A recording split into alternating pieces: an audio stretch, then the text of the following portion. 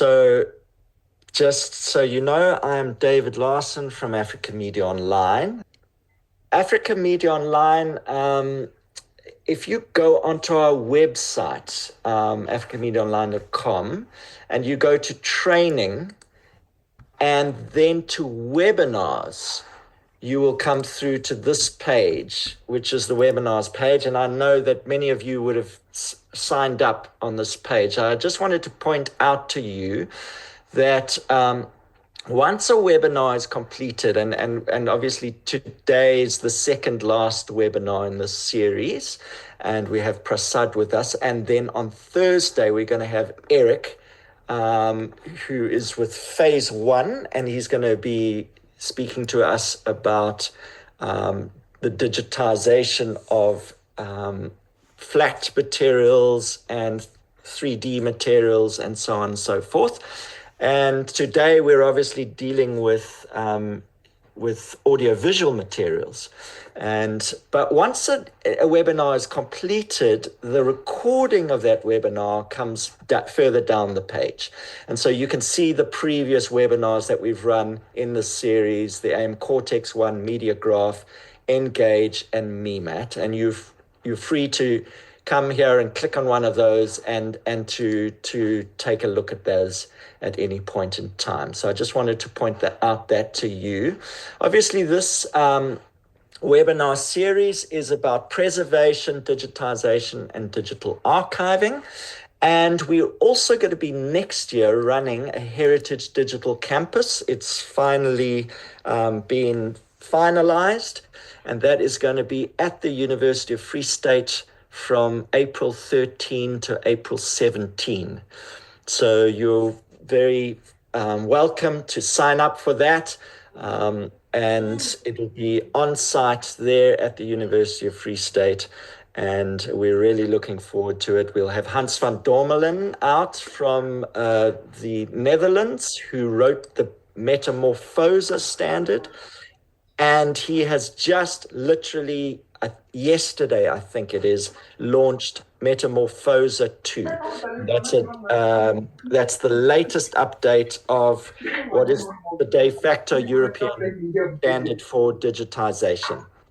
Can I remind you all just to mute your mic, and so that those who are presenting can be heard very clearly. So please do mute your mic. And with that, I am actually going to hand over. I was going to just present a little bit about what we're doing today. So it's a great privilege to have Prasad with us, representatives from Prasad, Amit, Geeta, and Ravi. And Prasad is a really exciting organization, and I just wanted to show you 2 slides about them. They've been going since 1956, and they are experts in the digitization of audiovisual materials, particularly films. And they've digitized 100 million minutes of content and counting. And they have the largest film restoration facility in the world.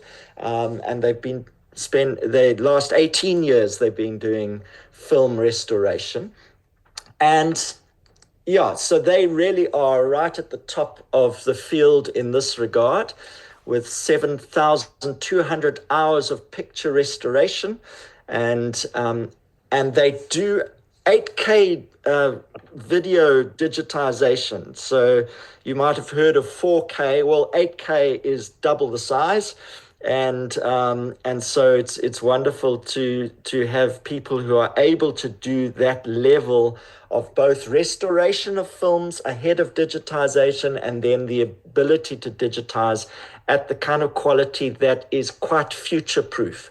And really that's what it's about, is being able to capture audiovisual materials at a standard that allows it to be used for preserved for prosperity and used in multiple formats in the future, even formats that we don't necessarily have in general use right now. So with that introduction, I'm going to hand over to Amit because he's going to introduce the team. And so, Amit, over to you. And I'm just going to stop sharing my screen. Where is stop share? Yes. Amit, over to you. Thanks, David. Thank you so much for this. So, firstly, a very warm welcome to everybody who's joined. Thank you for taking out the time to join us today. Much appreciated from all of us. My name is Amit Sahai. I head the operations for Africa and Middle East at Prasad Corporation. And before I take this forward, I just wanted to introduce two of my colleagues here, Ravi Vishwanathan, who heads the marketing, Ravindra, and Geethasanumathy, she heads our special projects. She's the head for project delivery for special projects. Basically, she's done some of the biggest projects in the world. She's headed those projects, some very complicated ones. And the whole idea of today's webinar is that, we've been talking about film preservation, legacy, heritage for a very long time. And Prasad, since 1956, has been at the forefront of all of this. Over the past few decades, we have become one of the biggest names in the world for digitization, restoration of content, and so much more. But one of the aspects which we really wanted to explore and exhibit today was the physical film. We hear of digitization, and of course, Prasad itself is doing 8K and like David mentioned. But there's a very big need for preserving physical film, and it's very difficult. We are one of the few companies in the world which actually does physical film restoration and preservation in a very large scale. It's a growing need because it's difficult to maintain, it's difficult to preserve. If there are issues, it's difficult to save it. And for us, it's been a kind of a global initiative to save film. And Geetha's been heading that part also. So today's presentation is more about the physical film. How do we save it? How do we preserve it? If you have a small archive, or if you have a personal museum, or if you have a personal archive, how we can help you save your film before it actually dies. So that's the whole idea for today's webinar. And again, thank you so much to everybody for joining. I'll hand it over to my colleague Geetha, and she's heading today's webinar. Thank you. Thank you, Amit. Thank you, David, for organizing this. I'm truly honored to be here with so many people who really care about preserving the filmic heritage. Now, before I proceed, I'll just share my screen.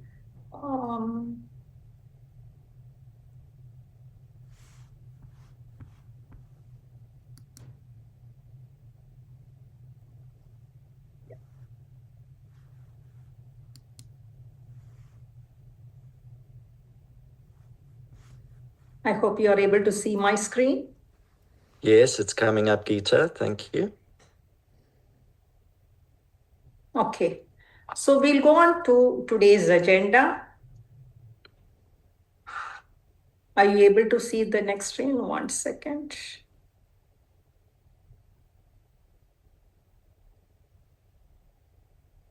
Yes. Yeah, we're seeing that, Geetha. Yeah.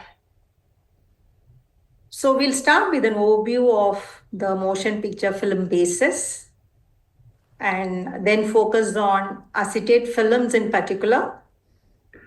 We'll explore the different kinds of deterioration these films are vulnerable to and the storage conditions that can help extend its life. Rather than keeping this session purely theoretical, I thought of sharing an example of preventive conservation that we have done. We had the privilege of carrying out this exercise at the National Film Archive of India. It's a story that shows how the right interventions at the right time can make the difference between losing a piece of history forever and keeping it alive for future generations. So before we dive into the topic, for many years, preservation in practice and in casual discussion, it was synonymous with duplication. People thought preservation is about duplication of the film.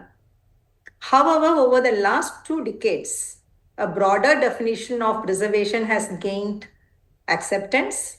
It is understood as a set of activities that is necessary to protect the film and share the content with the public.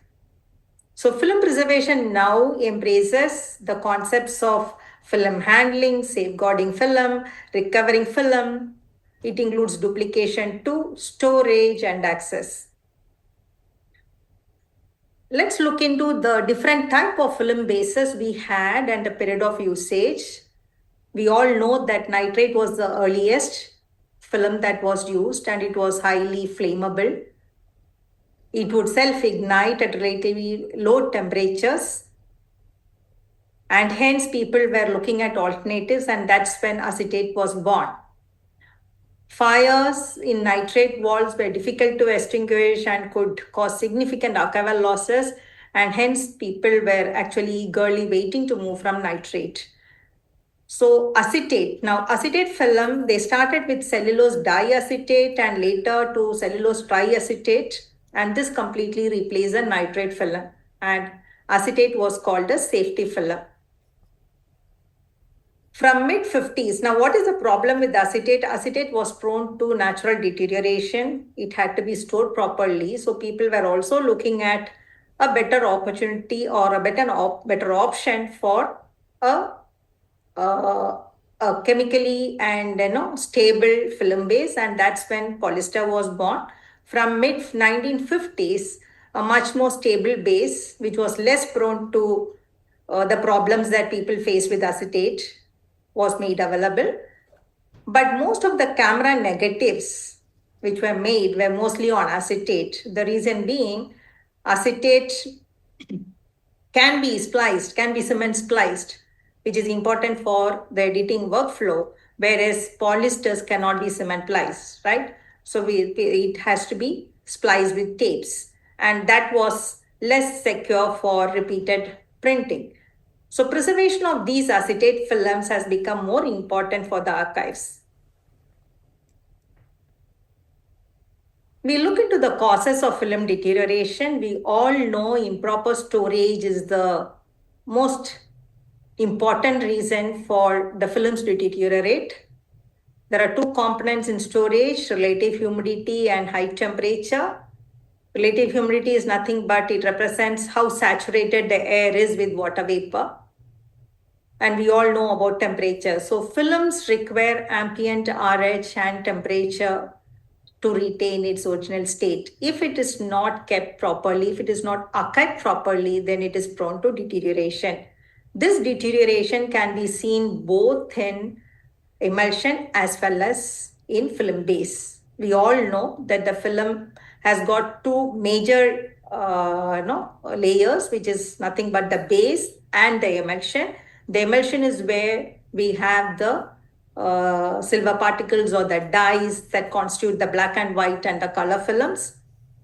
Now both base as well as emulsion is prone to deterioration. We are talking about proper storage conditions to ensure that both emulsion and base are kept in appropriate conditions.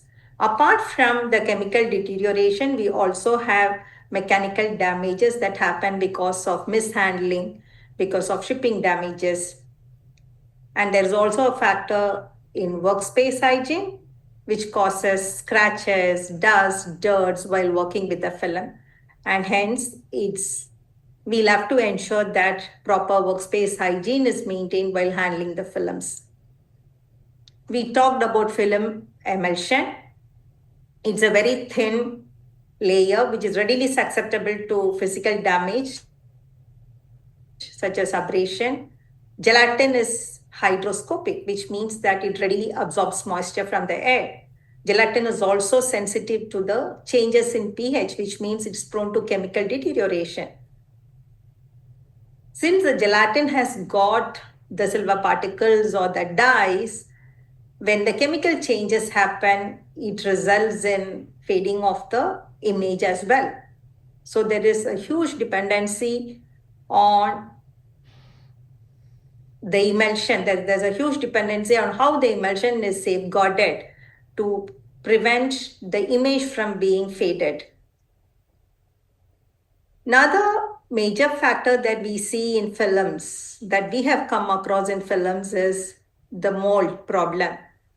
When the emulsion is exposed to continued damp conditions, or if it is kept at a relatively high relative humidity between 65 to 70%, then mold starts attacking the gelatin.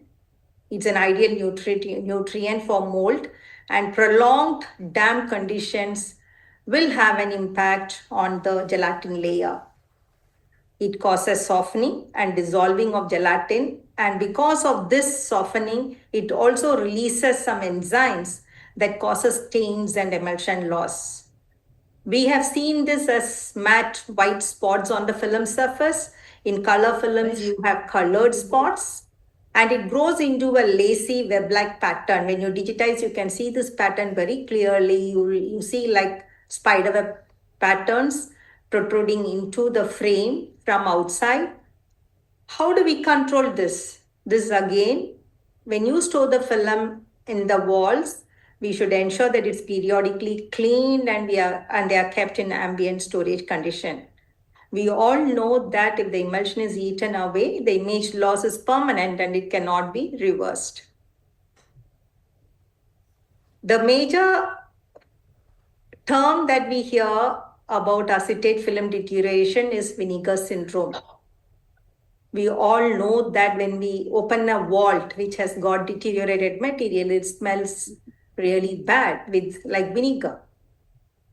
What is the result of what causes vinegar syndrome? The cause of decay is basically, again, because the acetate base reacts with water and releases acetic acid, the smell is actually given out. The problem with vinegar syndrome is when the base starts reacting with water, after a certain point, the reaction is autocatalytic. It means it doesn't need any external factors to accelerate the reaction. So this threshold is very, very important for archivists. We should not allow the film to reach that autocatalytic point. Now, what does vinegar syndrome do? The result of the decay is the film shrinks, it becomes brittle, the emulsion layer buckles and cracks, there are crystals and bubbles formed on the surface.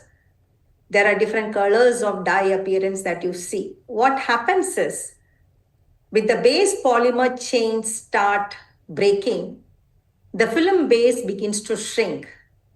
The emulsion, the gelatin on the emulsion does not shrink at the same rate. It does not deteriorate at the same rate. This difference creates a tension between the base and the emulsion lifts and buckles. And that is when we see the emulsion layer buckling, and we call this channeling. And when the base deterioration happens, the plasticizers in the base will also become unstable and it will start oozing out. These get deposited on the emulsion and the base, and you see this white powdery stuff on the film.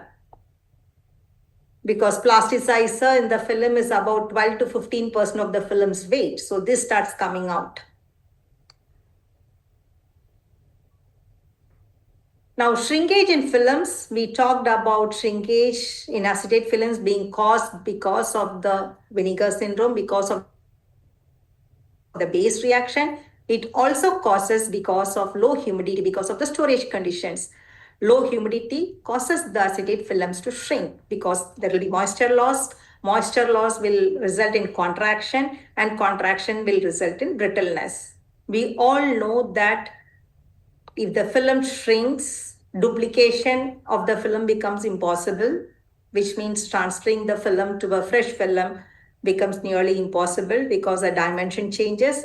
And also, digitization is also a problem when the shrinkage is very high because of the transportation risks involved with the scanners. We should use high-end scanners that can accommodate that level of shrinkage that you have seen in this film. And with our experience, we have seen that films of lower gauge like 8 mm, 16 mm shrinks much faster than the 35 mm.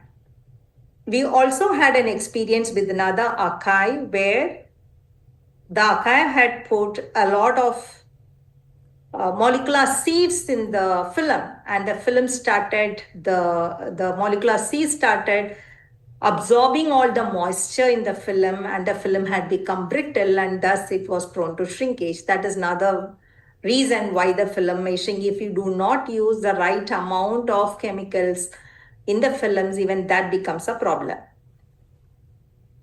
We talked about the vinegar syndrome, and we talked about the plasticizer loss. These are pictures from the Image Permanence Institute papers, which talks about the channeling problems, which talks about the crystalline white powder that gets formed because of the plasticizer issue. How do we manage vinegar syndrome? The first and foremost factor in this is, identifying the decay. How do we understand the level of decay? First, it's better to understand in which stage a collection is, assess the level of film deterioration, and segregate the films. Segregate films that are good from the ones that are deteriorating faster. If we already have a collection which is deteriorated, it is better that we freeze these films to halt further deterioration. If there are enough funds, we would also advise to transfer the film, duplicate the film into a fresh film. Or in case the funds are less and we have an option to digitize, it's better that we digitize these films into the highest resolution possible. So in fact, we at Prasad, we have clients who transfer the films, who digitize the films to 8K, and they store it. Now they take a 4K copy from us, and that 4K is being used for other purposes, while 8K is used as a preservation material. How do we understand the deterioration level of the films? Now, for the archives, what we have done is we have used the AD strip detection method to understand the level of deterioration, because for bigger collections, this is the faster way to understand the level of deterioration. We can get this AD strip from Duncan or IPI. The AD strip is inserted into the film, and the film can is closed. We leave the film can untouched. If it is in room temperature, 24 hours will be enough for the AD strip to understand, to absorb the chemical vapors above the film and to start changing the color. Now, if it is kept in a low temperature, then we should give 2 to 3 days time for the AD strip to act with the film, with the vapors that is in the can, and then change the color. And we evaluate the color and then understand the level of deterioration. Now, this is a guideline that comes along with the AD strip material when we buy. It shows 5 major colors. If the AD strip, originally the AD strip will be in blue color, and if it retains the blue color even after 24 hours, it means that there is no deterioration and it is like a fresh film. In case it changes the color, so a fresh film has a pH of 6. We know that the pH starts from 0 acidic to 14 alkaline, right? And 7 is a neutral point. And if it is a pH 6, it talks about a fresh film. And if it is greenish blue, it has started degrading, and the degradation is increasing.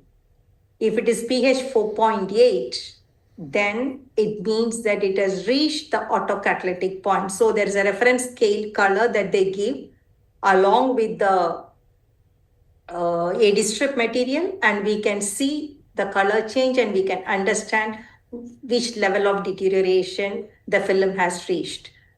So in case it has reached a pH of 4.8, then the autocatalytic point is reached, and hence it is time to act. We'll have to move these films out and deal with that separately. And beyond 4.8, which is 4.2 and 4, is actively degrading, and 4 is you either duplicate or we digitize. So that is if it becomes yellow, if the AD strip becomes yellow, then the vinegar syndrome, the acidic level is too high, and it is actually, the film is going to die. So you see this autocatalytic point not reached, autocatalytic reached. We did this segregation to rearrange the films in the walls, and that's why you see this ACC, NR, ACC reached and stuff like that. We categorize the collection into these 3 levels, and then we rearrange the films in the vault according to the levels of deterioration. Color fade in film is also a common factor. In fact, irrespective of the base, all the 3 films, whether it's acetate, nitrate, or polyester, is prone to a color fade. Polyester, it is not that easy for the color to fade unless and until the storage conditions are really bad. But acetate and nitrate has got a chemical deterioration also happening within the base, right? And that's why the color fade is high when compared to the polyester one. In terms of the base, acetate is moderately unstable. We know nitrate is highly unstable, and polyester is extremely stable. And the color fade, when the 3 dye layers degrade, it also depends on the stocks, right? Some stocks lose yellow first, others sand. So it leads to loss of contrast. It leads to color balance shift. It also gives a pinkish brown cast depending on the stock that we are talking about. We have seen what are all the problems a film can be exposed to and the deteriorations that can happen with the film. Now, we know that the key factor for saving the films is the storage, and hence the storage guidelines as given by FIAF is depicted here. It is advisable to have separate walls for good films and films that are decaying. Segregate the ones that are decayed or that is highly decayed and put it in a cold storage if possible. Temperature of 2 to 10 degrees Celsius is advisable with a stable RH of 30 to 40%. This is very critical for the film elements. Now coming to what Prasad does as part of archive preservation initiative. Till now, we have seen how the film elements are prone to decay and what is the way to identify the decay, to separate the films and to store it. Now, what does Prasad do for the archives as part of the archival preservation initiative? We help the archives to discover the collection. We have seen archives where they don't know what collection they have, number one, or the vault conditions are not managed properly in terms of the HVAC systems. So we help the archives to understand the existing vault situation and to help them have a vault according to the preservation standards. We also help the archives to catalog and categorize the assets, which includes inventory management, registration of assets with RFID or with barcode, categorization of the assets. We do the AD strip insertion evaluation and categorize the assets to the ones that are good, the ones that are fastly decaying, the ones that have already decayed and have to be separated. We also help the archives to digitize the content. As Amit said, we digitize up to 8K. So depending upon the customer's requirement, we can help the customer to digitize the content at the highest resolution possible. We also have a very big team of 200 odd people who are involved in the digital restoration of assets. We turn around almost 25 to 30 films per month we digitally restore. And we also help the archive for their final deliveries. So we have a digitization master, which is 4K for the archive, and then we have an online copy. We also have an FFV1 copy for the archive on the DSM site. Now, I would like to take you all through one of the very prestigious projects that we did for the National Film Archive of India. So the Ministry of Information and Broadcasting, Government of India, launched the National Film Heritage Mission with an objective of conservation, digitization, and restoration of filmic heritage and culture of the country.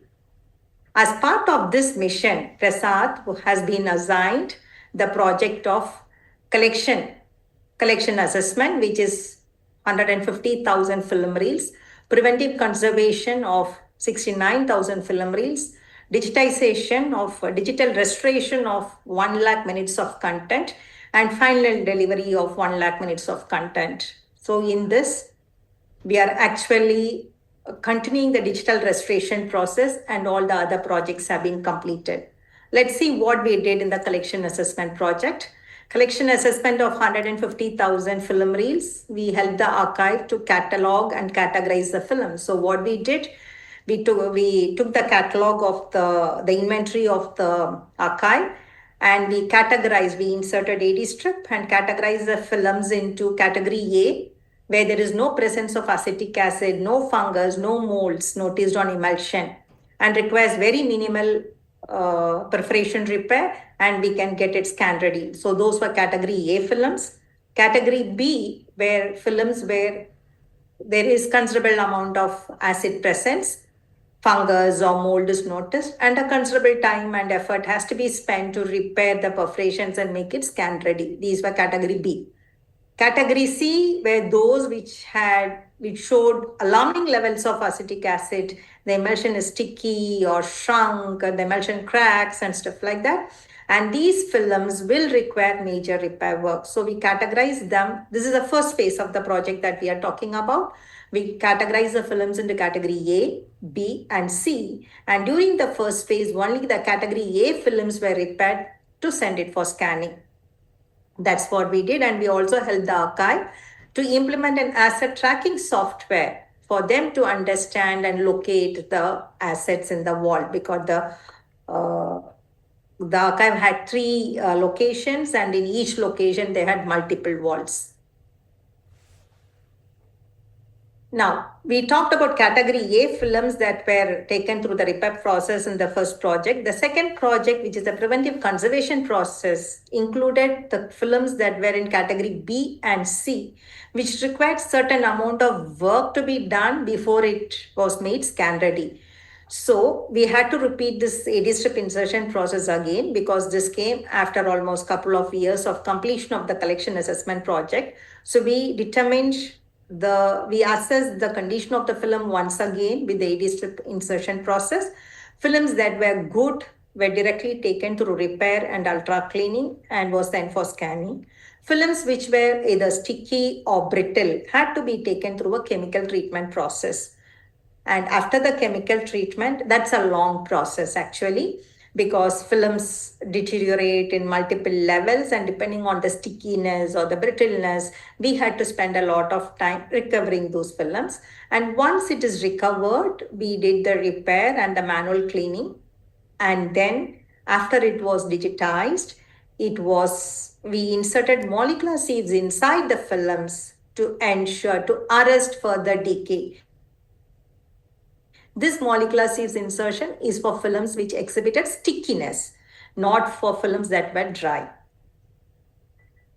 These are the reel analysis processes that was happening for the preventive conservation process. The reel is completely unwound, and it is assessed to check the levels of deterioration. And depending upon the findings during the reel analysis stage, the further steps are being finalized.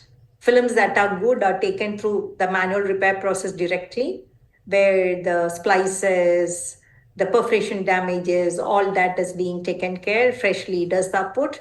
Now, the real challenge in the collections were the reels with warped and curled film base, reels that were completely blocked, with loss of plasticizer, with mold on reels, with silver dye color fade, with emulsion getting detached from the reel, and also channeling. So I'll take you through a few pics. Such kind of distorted reels. I know this has gone out of our hands. One or two we could still recover. Look at the stickiness. Left side is completely blocked, and the right side is plasticizer loss. Again, these white powdery stuff that we are seeing on the film reel are all the powdery stuff because of plasticizer loss. This is sticky emulsion. The emulsion is already peeled out. If the emulsion is gone, there is nothing that we can do. It is an irreversible process. We can make it unwound. That's it. These are all the white matty spots that we are talking about. These are all the mold that we see on the films because of the dampness. Now, if it is sticky, we do desiccation treatment to unwind. Otherwise, mold is cleaned. This is silver fade. It is an irreversible process. Dye fade is also an irreversible process. Emulsion detachment is also an irreversible process. Channeling, this is advanced vinegar syndrome problem. And you see that the emulsions have got cracked and there is no emulsion at all. There is no point in working in these reels. Now, what did we use? Because I was talking about 69,000 film reels to be taken through a preventive conservation process, out of which almost 10,000 had to be taken through chemical treatment procedures. And we had 15 months in hand to complete that. So we actually debated a lot and we came up with an industrial solution to deal with the timeline that we have and the problem that we have in hand. This is a desiccation chamber that we implemented within the archive. It's almost 5.2 meters in length, 2.3 meters in width, with 2 meters in height. It has got 6 doors, and there are multiple stainless steel roller carts inside those doors, which is actually kept inside. And there are film reels that are kept for desiccation. And we had a team of people who would take each trolley out, assess the level of deterioration, monitor the weight, because what is desiccation? Desiccation is all about losing moisture. So we record the initial weight of the film reel. Then we take the film through this desiccation process. After every alternate day, we take out the films, again check what is the weight loss. For certain films, weight loss is very, very gradual. For certain films, we see, depending upon the nature of deterioration it has undergone. So it will take a long time, yes, but then we have seen positive results coming out. So this is a very unique setup around the globe where a large-scale drying of film reel has been taken up. The capacity of the chamber is to desiccate 800 reels at a time, and it is smartly designed to ensure that we know which reel, which door has to be opened and which reels will have to be monitored for improvement. And its temperature and RH control chamber, and periodic weight check is done and the quality control is recorded. Now, the other problem that the film faces is dehydration. So we talked about removing the stickiness, which is basically we are talking about removing the moisture, right, which is too sticky. Now, there is also another problem which talks about the film losing moisture. That's also not good. If it over dries, then it breaks, it becomes brittle, we cannot scan it. So this is another example that I quoted earlier. We had an archive where they had used excessive silica gel and molecular sieves. The film lost its original moisture and we had to give it moisture. We had to rehydrate it to make it flexible and make it scan ready. But fortunately, in the whole collection that we were dealing, we had around 1% or less than 1% of the reel showing this brittleness. Now, after the chemical treatment is over, we take the film through a cleaning process. Mostly the ones that are chemically treated because of its condition, it's taken through a manual cleaning process. It can be either manually dry, wet, depending upon the condition of the film base, condition of the emulsion. If both base and emulsion are in good condition, we take it through an ultra cleaning process. So usually the category B films which doesn't require any chemical intervention is taken through an ultra cleaning process with perchloroethylene. And the films that show minor to medium distortions in base is taken again. We can take it through a mechanical cleaning process with a spooler to give support to the base. And if there is medium to major distortion in base and the emulsion is good to medium, then we recommend a manual wet cleaning because emulsion is in good condition. If the emulsion is not in good condition, we shouldn't be doing this. If it is soft base, then it requires a very gentle handling and we'll have to do a manual dry cleaning. We also, the films that were good were also taken through a rewash machine, which actually rejuvenates the film. Rewash also actually has a property that it fills the emulsion scratches a bit. Only films that were in excellent condition were taken through a rewash process. These are the ultra cleaning machines that we had in the archive. Now let's look at the outcomes. Sorry, how many minutes do I have, David? 15 minutes Okay, till great. the end. Okay, great. Thank you. So these are few examples of the films that were treated. You on the left, you see the films before the process, and towards the right, we have after the process. You see the ones which had plasticizers coming out. It's cleaned. That was sticky. It was taken through a desiccation process, and then the reels were cleaned.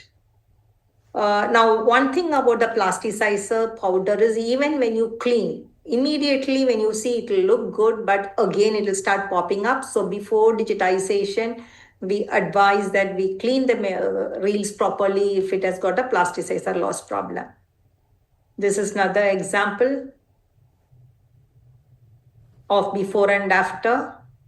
For certain reels, we start unwinding from within because when the desiccation happens, even if it is not yielding results from the bottom, from the tail end, you can take it from the head end. So you can try unwinding it. This is another example of before and after. We had to break the spool, take it out, dry it, and then do it. In this particular picture, we could restore a portion of it from within. You see that, and the remaining portion did not yield result. So we could actually recover a portion of the film. This is completely restored. You see with the liquid exudation, unable to unwind. I think it almost took a month for us to unwind this film.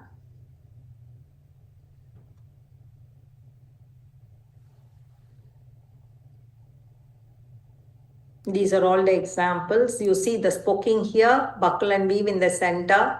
So this again, if it is sticky, we take it through desiccation, and you can do an opposite S wind and leave the film for some time, and then it would actually be okay. This buckling and weaviness can be got rid of. A tight wind, if we do with a reverse S wind, that will help. This is another example.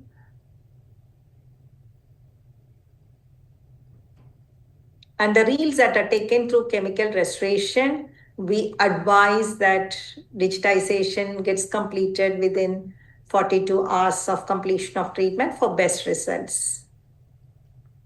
This is a nitrate film actually. It looks neat before the PC process, but we had portions within the film that was not yielding results. So we had to extract those portions separately and then wind it separately.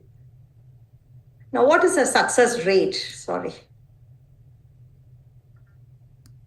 For the films that had just touched the autocatalytic point of 4.8, we had 100% success in the chemical treatment. We could unwind it and we could scan those films 100%.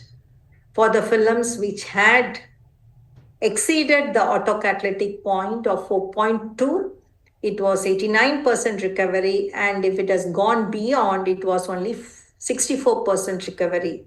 So what does it mean? I think we should act at the right time to get the best results without allowing the film to die. So this is the experience that we had with the archive. And we are also into the digital illustration of those content that were digitized and the problems that we couldn't take care of. Like, for example, if the mold is already infected within the film, it cannot be done. It cannot be done away physically, right? So we do digital restoration of such problems, and we help the archive to get a clean output, a viewable output.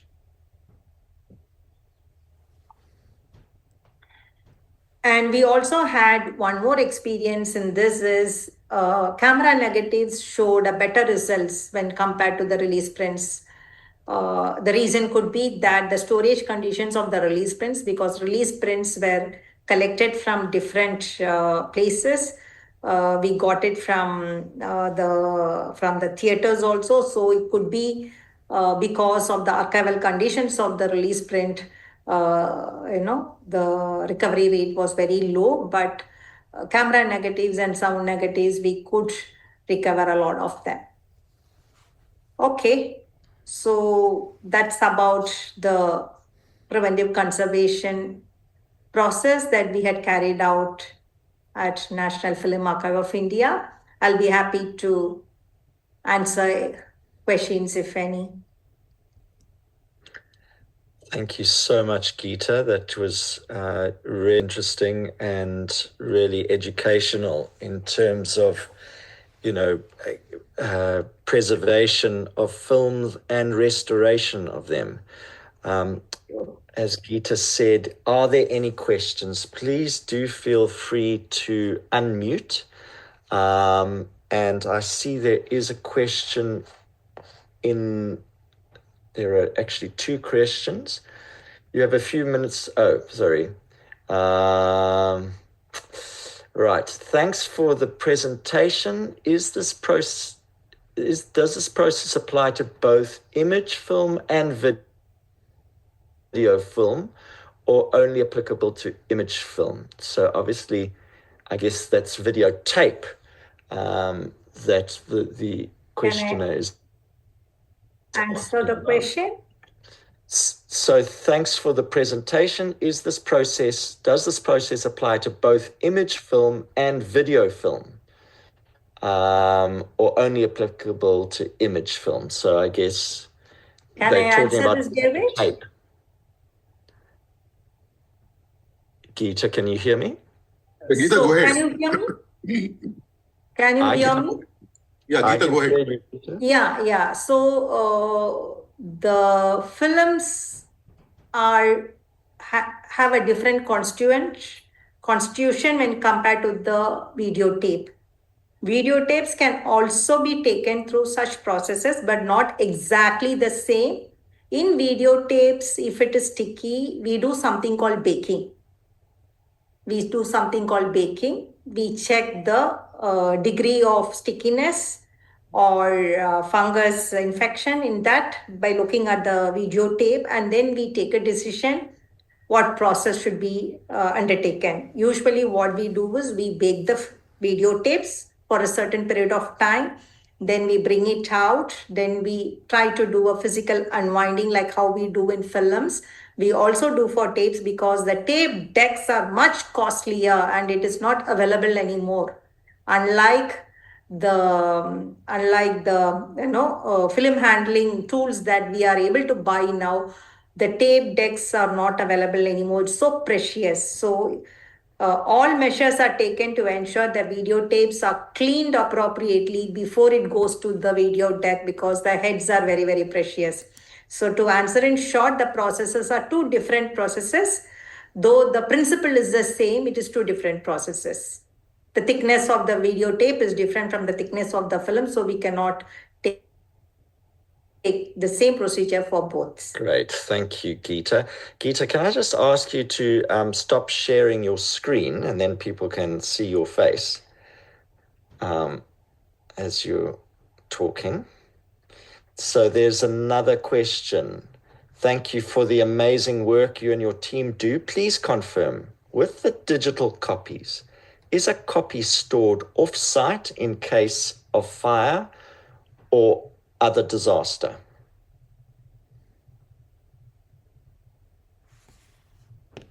I'm just checking where to stop sharing. 1 second.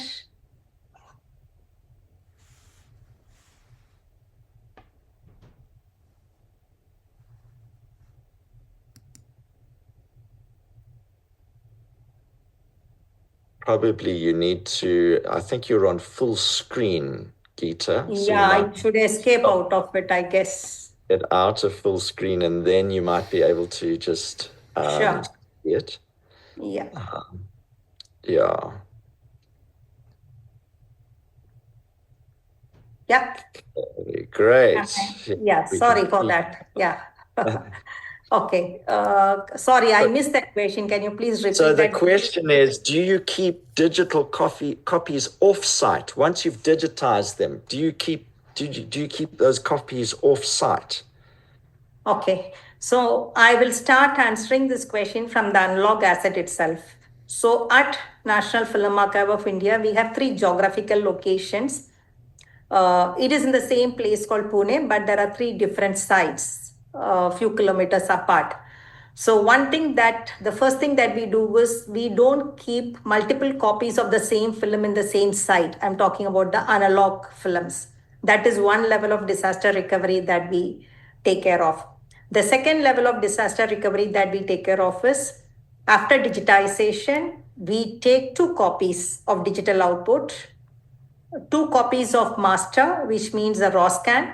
Then we take 2 copies of the output. Restored output. We also take restored and graded DSM. I hope you all know digital source master. Before it goes for DCP, there is one more level called DSM. So we take that. So there are almost 3 levels of disaster recovery that we are talking about, and we take 2 copies each.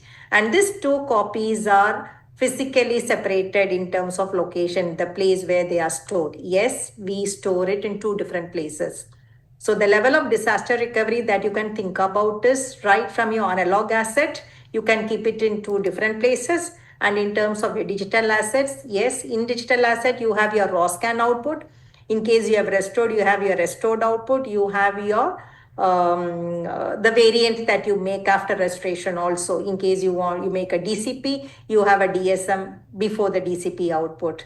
And the best way to store, let me tell you, there is a compression called FFV1, which is a lossless compression.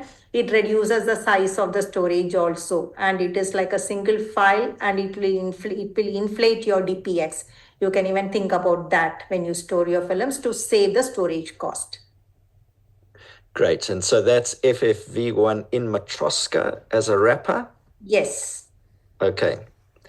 Yes. So that's fast becoming the global standard for long-term preservation because it's an open source standard. So, okay, another question. What's the process of converting old restored tapes to 60 frames per second? What are the software used for such digitization? So we are talking about frame rate conversion. Yeah. So obviously talking about tape digitization here and changing it to 60 frames per second. I think we'll have a separate discussion on that. Tape digitization is a separate topic by itself. Yes, there are ways to convert 24 FPS to 25 FPS to 60 FPS, but it should be done carefully. It should be done carefully. Depends on the media from which you are digitizing. What was the original recording that was done, and what is the output that we are expecting. Okay, great. Another question from Jiva. What are the resources that will be required to replicate this in South Africa? So, we have the resources, so I think we can talk about it. We can even put a facility out there in South Africa, and we can come and train people. The local staff can also be involved for this process, but I'm not too sure whether you have films of this level of deterioration. If not, touch wood, it's good. But if you have reached this level of deterioration, we should act really fast. We should act really fast because I gave the last slide that I showed was, if the pH value is really low, then the result percentage of success is low. So it's better that we identify the level of decay and start acting fast. It's not an issue. People think that physical restoration of film is a very costly affair. It is not. It's a myth. So it is possible to safeguard films, and we are there to help you. Geeta, I was in an archive not so long ago where the smell of vinegar was overwhelming. And so You we saw the definitely videos have that this you have problem dealt in with. South Africa. Yeah. And there's lots of film stock in different places. So yeah, thank you so much. Are there one last question? We've got 1 more minute. One last question. Anyone got a question? Feel free to unmute if you need to ask it in person. Otherwise, write it in the notes in the chat. I'd just like to echo what Jiva has said there at the end, Geeta. Thank you so much. This has been extremely informative. You've really given us insight into the technology around film and around its preservation and restoration. And it's wonderful to actually see pictures of it in action and the sort of percentages that you're actually able to achieve even when film has deteriorated quite some way. And so it's great to know that these things are recoverable. So thank you to you, Geeta. Thanks a Thank you. lot, David, for giving us these opportunities. It's a pleasure. We are here to help in case people need more information. You can always get in touch with David, and then we are here to take it forward. Yes, please do be in touch with me if you have any questions or anything. We are working with Prasad on these projects, and so it would be a pleasure to assist. David, there's one more question. Yes, so Ishan has some questions, but are more around taped digitization. So Ishan, probably get in touch with me and we can try and answer those taped digitization questions. Amit, anything you would like to say? No, I just, again, David, thank you so much for, organizing this and for your webinar series. And my thanks to everybody for, going through this whole session. It's been an hour we didn't even come to know. And especially because the content itself is so topical, it is so useful for everybody. But I think everybody here who's been in some archive or some even personal museum or such faces this. So thank you, everybody. Thank you so much for all your time and the questions which came in. Again, a big thanks to Geeta. Obviously, she's one of the most technical people in the world who can, educate us on this. So thank you so much, Geeta. And thank you so much to everybody. We look forward to collaborating on anything which you feel is essential. Good. Thank you. Thank you. All the best. Thank you so much. Remember, we have another webinar coming up on Thursday at 2 p.m. and that's with phase 1. And phase 1 will be showing you something of how they produced the largest scan in history. So it's the largest digital file ever produced from a painting that was 100 meters long by 10 meters high. So I think that will be interesting. And and they'll be discussing that the technology that is used in that kind of digital capture. I think we're going to have to do another presentation with Prasad on what happens after you've actually captured. And you mentioned, Geeta, how you can actually digitally restore things. And so we would love to have a session on digital restoration. We'd love to see that down the line. We'd love to do that. Sure. Great. Thank you so much, everybody. Thank you. Bye. Bye. Thanks.